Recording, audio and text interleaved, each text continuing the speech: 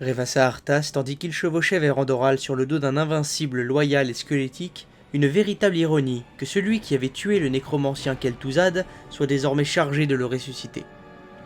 Deuil Givre chuchotait dans son esprit, bien qu'il n'ait plus besoin de la voix de l'épée, de la voix du roi Lich, comme il désirait être nommé, pour le rassurer. Il n'y avait pas de marche arrière possible, il ne souhaitait pas qu'il y en ait une. Après la chute de la capitale, Arthas s'était retiré dans une sombre version du pèlerinage d'un paladin. Il avait chevauché de long en large ce pays, amenant ses nouveaux sujets de ville en ville en les déchaînant contre la populace. Il pensait que le fléau, comme les avait appelés Kel'Thuzad, était un nom approprié. L'instrument d'autoflagellation, du même nom, parfois utilisé par certains des prêtres les plus extrémistes, était destiné à nettoyer les impuretés de l'âme. Son fléau nettoierait le pays de ses vivants. Il se tenait entre deux mondes. Il était en quelque sorte vivant, mais les doux chuchotements du roi Lich l'appelaient chevalier de la mort. Et le retrait de la couleur de ses cheveux, de sa peau et de ses yeux semblait indiquer qu'il s'agissait de plus qu'un simple titre. Il ignorait ce qu'il en était réellement, il s'en moquait. Il était le favori du roi Lich, et le fléau était à ses ordres, et d'une manière étrange, malsaine, il avait découvert qu'il tenait à eux. Arthas servait désormais le roi Lich, via l'un de ses agents, un seigneur de l'effroi d'une apparence presque identique à celle de Mal'Ganis. C'était également de l'ironie, et cela aussi ne le dérangeait pas. Tout comme Mal'Ganis, je suis un seigneur de l'effroi, mais je ne suis pas ton ennemi. Lui avait assuré Tichondrius. Ses lèvres s'étaient tordues en un sourire qui était plus proche d'un ricanement. À vrai dire, je suis venu te féliciter. En tuant ton propre père et en livrant ce pays au fléau, tu as passé ton premier test. Le roi Lich est ravi de ton enthousiasme. Arthas s'était senti ballotté entre deux émotions contradictoires, la douleur et l'exaltation. « Oui, avait-il dit, gardant une voix ferme face au démon. J'ai maudit tout ce que j'ai aimé en son nom, et je ne ressens pourtant aucun remords, aucune pitié, aucune honte. » Et du fond de son âme était venu un autre chuchotement, mais pas de la part de Deuil Givre. Menteur. Il avait refoulé ce sentiment, cette voix serait bâillonnée, et bien assez tôt. Il ne pouvait pas permettre à la tendresse de se développer, c'était comme la gangrène, elle le dévorerait s'il la laissait faire. Tichondrius n'avait pas semblé le remarquer, il avait désigné Deuil Givre. La lame runique que tu transportes a été forgée par les miens il y a longtemps. Le roi Lich lui a donné le pouvoir de voler les âmes. La tienne fut la première qu'elle s'est appropriée. Des émotions contradictoires s'étaient affrontées dans le cœur d'Arthas. Il avait braqué son regard sur la lame. Le choix de mots de Tichondrius ne lui avait pas échappé. Voler. Si le roi Lich lui avait demandé son âme en échange de la protection de son peuple, Arthas la lui aurait donnée. Mais le roi Lich n'avait pas demandé une telle chose. Il l'avait simplement prise. Et maintenant elle était là, enfermée à l'intérieur de l'arme lumineuse, si proche d'Arthas que le prince, le roi, pouvait presque, mais pas tout à fait la toucher. Et Arthas avait-il même obtenu ce qu'il avait souhaité? Son peuple avait-il été sauvé? Cela avait-il une importance? Tichondrius l'avait regardé attentivement. « Alors je ferai sans elle, » avait dit Arthas avec légèreté. « Quelle est la volonté du roi Lich ?» Sa volonté avait été, s'était-il avéré, de rallier ce qui restait du culte des damnés afin d'avoir de l'aide pour une plus grande entreprise, la récupération des restes de Kel'Thuzad. Il gisait, lui avait-on dit, à Andoral, où Arthas lui-même les avait laissés, une flaque de chair putréfiée, puante. Andoral, d'où étaient venues les livraisons de grains pestiférés. Il se rappela sa fureur lorsqu'il avait attaqué le nécromant, mais il ne la ressentait plus. Un sourire se dessina sur ses lèvres pâles. Ironie. Le bâtiment qui avait autrefois été incendié n'était plus maintenant qu'une charpente carbonisée. Personne mis à part des morts-vivants ne pouvait se trouver là désormais. Et pourtant, Arthas se renfrogna, tirant les rênes. Invincible s'arrêta, aussi obéissant dans la mort qu'il l'avait été de son vivant. Arthas put apercevoir des silhouettes se déplaçant. La faible lueur de ce jour terne fit scintiller une... « Armure !» dit-il. Il y avait des hommes en armure stationnés dans le périmètre du cimetière, et l'un d'entre eux se tenait près d'une petite tombe. Il plissa les yeux pour mieux voir, et ses yeux s'écarquillèrent. Ils n'étaient pas simplement des êtres vivants, pas simplement des guerriers, mais des paladins. Et il sut pourquoi ils étaient là. Kel'Thuzad, semblait-il, attirait l'attention de nombreuses personnes. Mais il avait dissous l'ordre. Il ne devrait même plus exister de paladins, encore moins rassemblés ici. Deuil Givre chuchota. Elle avait faim. Arthas tira la puissante lame runique, la leva afin que la petite armée d'acolytes qui l'accompagnait puisse la voir et être inspirée par celle-ci, et chargea. Invincible bondit en avant, et Arthas lut de la surprise sur les visages des gardiens du cimetière quand il les abattit. Ils se battirent vaillamment, mais au final, c'était futile, et ils le savaient. Ils pouvaient le voir dans leurs yeux. Ils venaient de retirer 2 givres d'un cadavre, sentant la joie de l'épée à la capture d'une autre âme, quand une voix cria « Arthas !» C'était une voix qu'Arthas avait déjà entendue, mais il ne pouvait se rappeler quand. Il fit face à son interlocuteur. L'homme était grand et imposant. Il avait retiré son aume, et ce fut la barbe épaisse qui rafraîchit la mémoire d'Arthas. « Gavinrad !» dit-il surpris. « Cela fait longtemps. »« Pas assez longtemps. Où est le marteau dont nous t'avons fait présent ?» dit Gavinrad, crachant presque les mots. « L'arme d'un paladin, une arme d'honneur !» Arthas se souvint. Il avait été l'homme qui avait placé le marteau à ses pieds. Combien tout lui semblait alors net, pur, simple. « J'ai une meilleure arme désormais, » dit Arthas. Il brandit d'œil-givre. Elle semblait vibrer avidement dans sa main. Une fantaisie le prit et il se l'accorda. « Tiens-toi à l'écart, mon frère, » dit-il. Une étrange bonté tintant sa voix. « Je suis venu récolter de vieux ossements. En l'honneur de ce jour et en celui de l'ordre auquel nous avons tous les deux appartenu, il ne te sera pas fait de mal, si tu me laisses passer. » Les sourcils broussailleux de Gavinrad se rejoignirent, et il cracha dans la direction d'Arthas. « Je ne peux pas croire que nous t'ayons jamais nommé frère. Pourquoi Uther s'est porté garant de toi est au-delà de ma compréhension. Ta trahison a brisé le cœur d'Uther, mon garçon. Il aurait en un instant donné sa vie pour toi, et c'est comme ça que tu lui revaux sa loyauté. Je savais que c'était une erreur d'accepter dans notre ordre un prince pourri gâté. Tu as tourné en dérision la main d'argent. » La fureur naquit en Arthas, si vive et intense qu'il s'en étrangla presque. Comment osait-il ? Arthas était un chevalier de la mort, la main du roi Lich. Vie, mort et non mort, tous tombaient dans son domaine. Et Gavinrad avait craché sur sa proposition de l'épargner. Arthas serra les dents. « Non, mon frère, » grogna-t-il doucement. « Quand je t'égorgerai, relèverai ton corps pour en faire mon serviteur et te ferai danser à mon rythme, ça, Gavinrad, ce sera tourner la main d'argent en dérision. » Avec un rictus, il provoqua Gavinrad en duel. Les morts-vivants et les sectateurs qui l'accompagnaient attendaient silencieusement. Gavinrad ne fonça pas, mais se concentra, priant une lumière qui ne pourrait le sauver. Arthas le laissa achever sa prière, laissa son arme s'illuminer comme son propre marteau l'avait fait autrefois.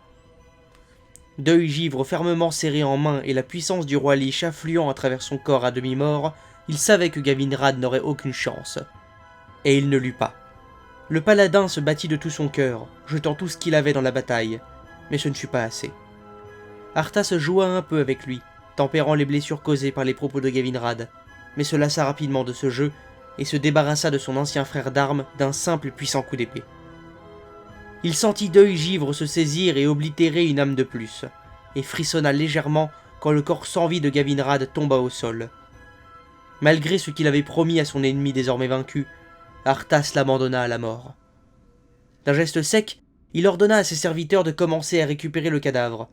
Il avait laissé Kel'Thuzad pourrir là où il avait été vaincu, mais quelqu'un, sans doute les suivants dévoués du nécromancien, avait suffisamment tenu à lui pour placer le corps dans une petite crypte.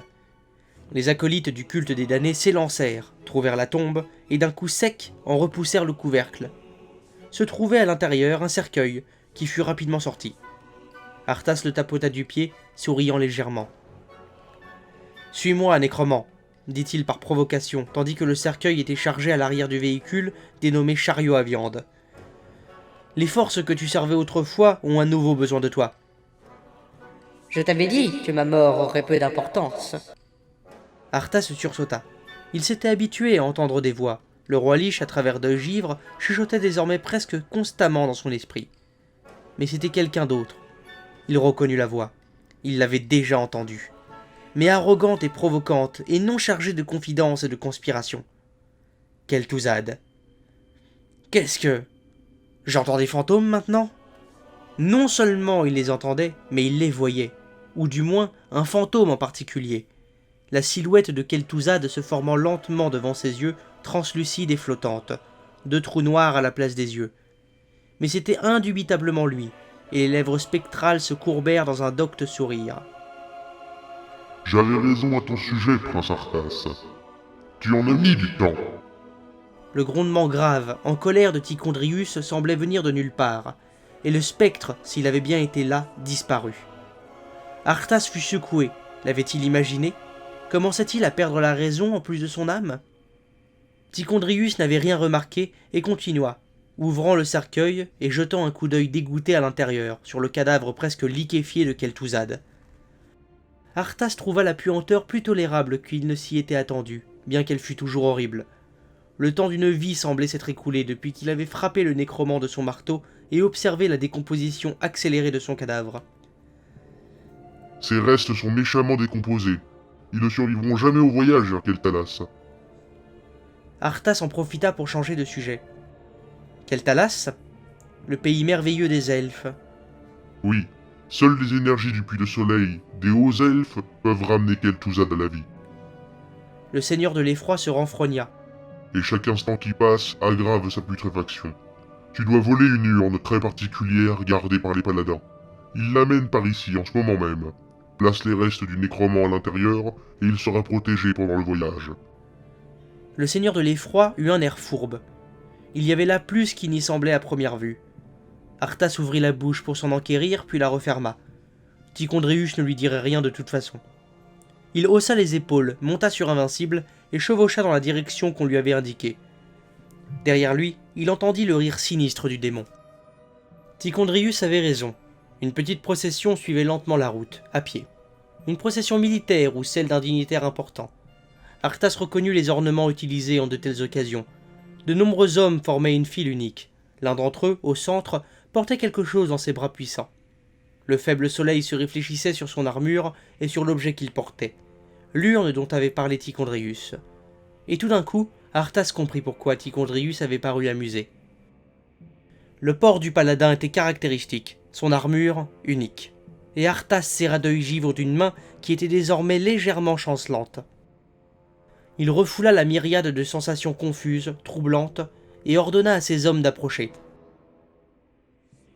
Le convoi funèbre n'était pas bien grand, bien que composé d'éminents combattants, et il fut facile de les encercler complètement. Ils tirèrent leurs armes, mais ils n'attaquèrent pas, se tournant à la place, dans l'attente d'instructions, vers l'homme qui portait l'urne. Uther.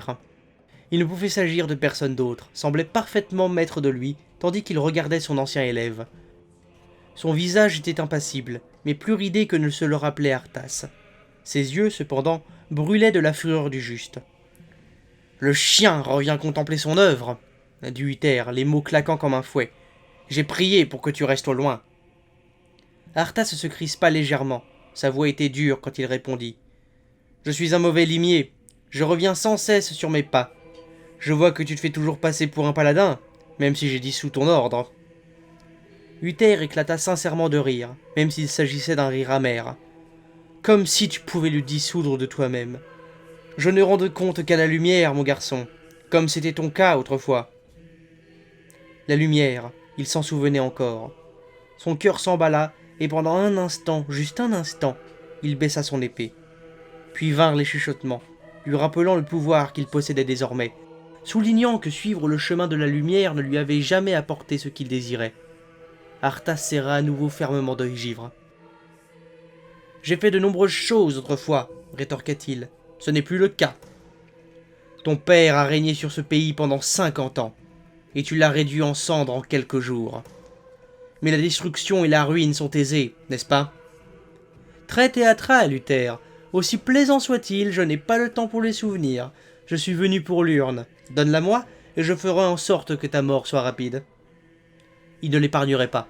Pas même s'il le suppliait. Surtout s'il ne le suppliait pas. Il s'était passé trop de choses entre eux. Trop de sentiments. Désormais, Uther ne montrait plus d'autre émotion que de la colère. Il fixait Arthas, frappé d'horreur. « Cette urne contient les cendres de ton père, Arthas! Quoi? Tu espérais pouvoir leur pisser dessus une dernière fois avant de laisser pourrir ce royaume ?» Arthas fut soudainement ébranlé. « Père... » « J'ignorais ce qu'elle contenait, » murmura-t-il, autant pour lui-même que pour Uther. Voilà donc la seconde raison pour laquelle le seigneur de l'effroi avait paru amusé quand il avait donné ses instructions à Arthas. Il avait, enfin, apprit ce que contenait l'urne. Test après test, Arthas pourrait-il combattre son mentor? Pourrait-il profaner les cendres de son père? Arthas commençait à en devenir malade. Il exploita cette colère tandis qu'il parlait, descendait de selle et tirait Deuil-Givre hors de son fourreau. Mais cela n'a pas d'importance. Je vais prendre ce que je suis venu chercher, d'une façon ou d'une autre. Deuil-Givre bourdonnait presque désormais, dans son esprit et dans sa main, impatiente de combattre. Arthas se mit en position d'attaque. Uther le regarda pendant un moment, puis leva lentement sa propre arme brillante. « Je ne veux pas le croire, dit-il, la voix bourrue, et Arthas comprit avec horreur que les yeux d'Uther étaient embués de larmes. Quand plus jeune tu étais égoïste, je me disais que c'était des erreurs d'enfance. Quand tu as insisté, obstinément, je l'ai mis sur le compte des besoins pour un jeune homme de sortir de l'ombre de son père. Et Stratholm, Ouida, que la lumière me pardonne. Même ça, j'ai prié que tu trouves toi-même le moyen de voir les erreurs dans ta décision. Je ne peux pas m'opposer au fils de mon seigneur. » Arthas se força à sourire, tandis qu'ils commençaient à tourner l'un autour de l'autre. « Mais c'est ce que tu es en train de faire. Ce fut ma dernière promesse à ton père, à mon ami, que je veillerai à ce que sa dépouille soit traitée avec respect, même après que son propre fils l'ait sauvagement massacré, par surprise et désarmé. Tu vas mourir pour cette promesse. C'est possible. Je préférerais mourir en honorant cette promesse que de vivre à ta merci. Je suis content qu'il soit mort. Je suis content qu'il n'ait pas à voir ce que tu es devenu. » La remarque le blessa. Arthas ne s'y était pas attendu. Il s'arrêta, les émotions faisant rage en lui, et Uther, qui avait toujours eu l'avantage dans leur joute, profita de cette brève hésitation pour charger. « Pour la lumière !» cria-t-il, ramenant le marteau en arrière et frappant Arthas de toute sa force. L'arme étincelante se précipita sur Arthas si rapidement qu'il put entendre le bruit de son déplacement. Il bondit de côté, juste à temps, et sentit le souffle caresser son visage, tandis que le coup le manquait. Les traits d'Uther étaient calmes, concentrés et implacables. Il était de son devoir, selon lui, de tuer le fils félon et d'arrêter la propagation du mal. Tout comme Arthas savait qu'il était de son devoir de tuer l'homme qu'il avait un jour formé, il devait détruire son passé, tout son passé. Ou alors, il courait toujours après le traîtreusement doux espoir de compassion et de pardon. Dans un cri incohérent, Arthas rabaissa Deuil-Givre. Le marteau d'Uther la bloqua. Les deux hommes se tendirent, leurs visages à quelques centimètres l'un de l'autre, les muscles de leurs bras tremblant sous l'effort, jusqu'à ce qu'avec un grognement, Uther ne projette Arthas en arrière. Le cadet trébucha. Uther appuya ses attaques. Son visage était calme, mais ses yeux étaient acharnés et résolus, et il semblait se battre comme si la victoire était inéluctable. Sa confiance absolue choqua Arthas. Ses propres coups étaient puissants, mais irréguliers. Il n'avait encore jamais été capable de vaincre Uther. « C'est ici que ça s'arrête, mon garçon !» cria Uther, la voix retentissante. Tout d'un coup, à la grande horreur d'Arthas, le paladin fut entouré d'une lumière brillante, éclatante. Pas seulement son marteau, mais son corps entier, comme s'il était lui-même la véritable arme que la lumière utiliserait pour abattre Arthas. « Pour Lordaeron !» Le marteau s'abattit. Tout l'air fut chassé des poumons d'Arthas d'un seul coup, quand l'arme frappa droit sur son abdomen. Seule son armure le sauva, et même celle-ci fut froissée par le puissant marteau lumineux manié par le saint paladin rayonnant.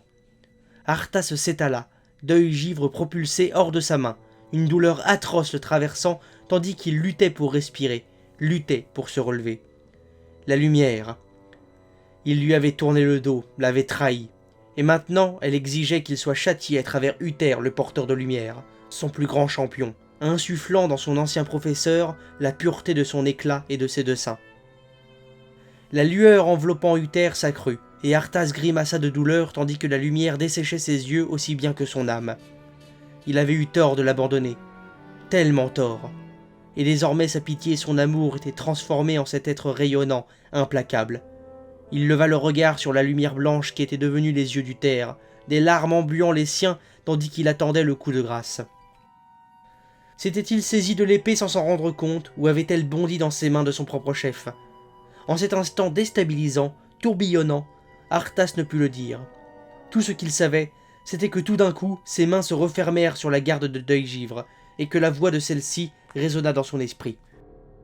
Toute lumière a son ombre, chaque jour a sa nuit, et même la plus brillante des chandelles peut être soufflée, ainsi que la plus brillante des vies. Il prit une profonde inspiration, emplissant ses poumons d'air, et pendant un instant, Arthas vit la lumière enveloppant Uther vaciller. Puis Uther leva à nouveau son marteau, prêt pour le coup de grâce. Mais Arthas n'était plus là. Si Uther était un ours, énorme et puissant, Arthas était un tigre, agile et rapide. Le marteau, aussi fort et béni par la lumière qu'il soit, ou que soit son porteur, n'était pas une arme rapide, pas plus que ne l'était le style de combat d'Uther. Deuil-Givre, cependant, bien qu'étant une énorme lame runique, à deux mains, semblait presque capable de se battre d'elle-même. Il s'avança à nouveau, cette fois sans hésitation, et commença à se battre pour de bon. Il ne fit pas de quartier quand il attaqua Uther, le porteur de lumière, ne lui offrit aucun moment pour reprendre son souffle, ramener en arrière son arme et l'écraser à nouveau. Les yeux d'Uther s'écarquillèrent de surprise, puis se plissèrent de détermination. Mais la lumière qui avait auparavant si brillamment déferlé de sa puissante silhouette diminuait à chaque seconde qui passait. Diminuait face au pouvoir qu'offrait le roi Lich à Arthas. Deuil-Givre toucha encore et encore, à la tête brillante du marteau, à sa poignée, à l'épaule d'Uther, dans cet espace étroit entre l'épaulière et le haut-scoll, tranchant profondément. Uther grogna et chancela. Du sang se déversait de la blessure.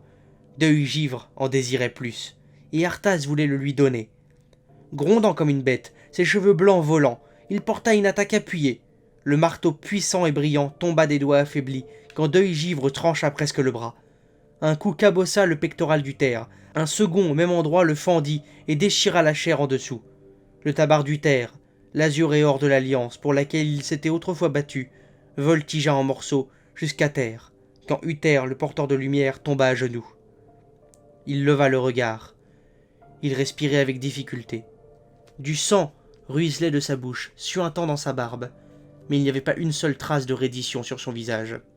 « J'espère avec tendresse qu'il y a une place spéciale en enfer qui t'attend, Arthas. » Il toussa, des bulles de sang se formant sur ses lèvres. « Il se peut que nous ne le sachions jamais, Uther, » dit froidement Arthas, levant Deuil-Givre pour le coup de grâce. L'épée chantait presque d'impatience. « Je compte bien vivre éternellement !» Il abattit la lame runique en ligne droite, à travers la gorge d'Uther, bâillonnant ses propos de défi, perçant son grand cœur. Uther mourut, presque sur le coup. Arthas libéra sa lame et recula d'un pas, tremblant. C'était certainement dû au relâchement de la tension et à son exaltation. Il s'agenouilla et ramassa l'urne. Il la tint pendant un long moment, puis brisa lentement le seau et renversa la jarre, répandant son contenu. Les cendres du roi Térénas tombèrent comme une pluie grisâtre, comme de la farine de blé pestiféré, dérivant lentement dans la neige. D'un seul coup, le vent tourna. La poudre grise, qui était tout ce qui restait d'un roi, s'envola soudainement, comme si elle était animée, tourbillonnant pour arroser le chevalier de la mort. Surpris, Arthas recula d'un pas. Un automatisme lui fit lever les mains pour se protéger le visage, et il lâcha l'urne, qui atterrit au sol avec un bruit mat. Il ferma les yeux et se détourna, mais pas assez rapidement, et il commença à tousser, les cendres âcres l'étouffant. Brusquement, il fut pris de panique. Il leva des mains gantées pour s'essuyer le visage, essayant de nettoyer la fine poudre qui lui remplissait la gorge et le nez et lui piquait les yeux. Il cracha, et un instant, son estomac se souleva. Arthas prit une profonde respiration et se força à se calmer. Un instant plus tard, il se releva, à nouveau serein. S'il ressentait quoi que ce soit, il l'avait ravalé si profondément qu'il l'ignorait. Le visage de marbre, il retourna au chariot qui transportait les restes puants, presque liquides de Kel'Thuzad, et fourra l'urne entre les mains d'un membre du fléau. « Mets le nécromant là-dedans !» ordonna-t-il. Il monta invincible. Keltalas n'était pas loin.